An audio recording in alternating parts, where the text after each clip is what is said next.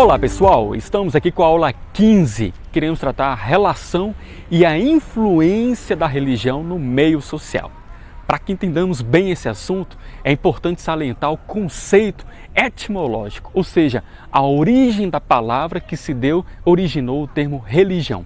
Que tudo começou na época do Império Romano, ou seja, na Antiguidade Clássica, onde a cultura pagã instituiu esse termo chamado religio. Religio significa uma inquietação espiritual. Significa também um comportamento cuidadoso com os deuses. Naquele momento era uma religião politeísta, seja em Roma ou na Grécia. Porém, no período da Idade Média, no início da era cristã, com os primeiros padres do deserto, com os santos, instituiu-se um outro termo derivado do religio, que é religare, que significa religar a criatura divina, o Criador, com a criatura humana que somos nós. Ou seja, a criatura com o seu Criador. A palavra religare foi instituído pela era cristã, que é esse período da Idade Média, do teocentrismo. Deus é o centro de tudo. O psicanalista Bernardo de Gregório, ao estudar a partir de Carl Gustav Jung, salienta que toda religião precisa de 3 bases. Veja a explicação dele. Primeiro, então, entendendo qual a função do ritual, o que é um rito. Toda e qualquer religião precisa obrigatoriamente se apoiar num tripé, no mito, no rito e numa doutrina. E as 3 coisas, uma existe em função da outra, são inseparáveis, qualquer religião. Então você tem sempre um mito que vai explicar, vai ter que dar conta de alguma forma das perguntas mais comuns que o ser humano se faz e a maior parte das religiões pretende responder.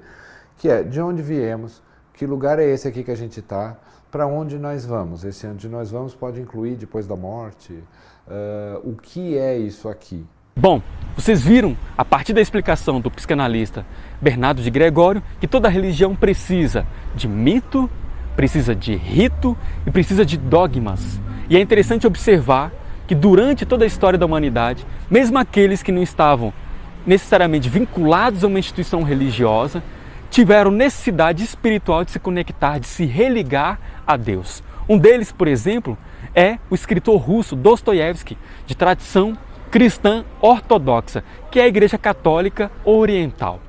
Bom, ele era alguém crítico da instituição, enquanto hierarquia, mas ele era totalmente místico. E ele, certa vez, já quando idoso, um velhinho, foi perguntado por um jovem.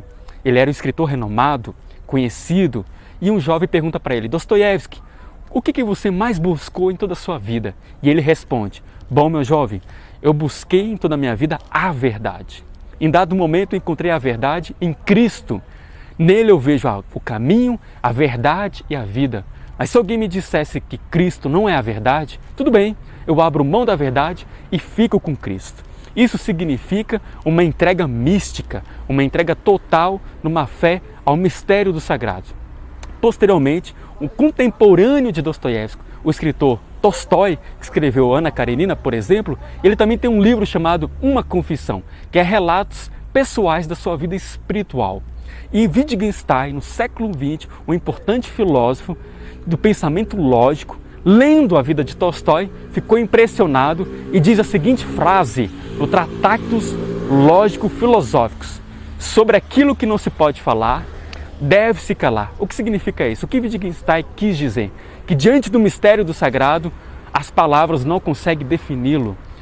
Também algo parecido vai dizer a escritora Clarice Lispector, ao se perguntar o que é o encontro com o divino, com Deus, com o sagrado. E ela diz o seguinte: é o encontro com Deus nos momentos de silêncio. Bom, então nós vimos todo o percurso da necessidade humana de religar com o sagrado. Esse religar pode se dar dentro de uma instituição religiosa ou pode se dar de uma maneira pessoal com o mistério em que você acredita. Fique atentos ao tópico 2.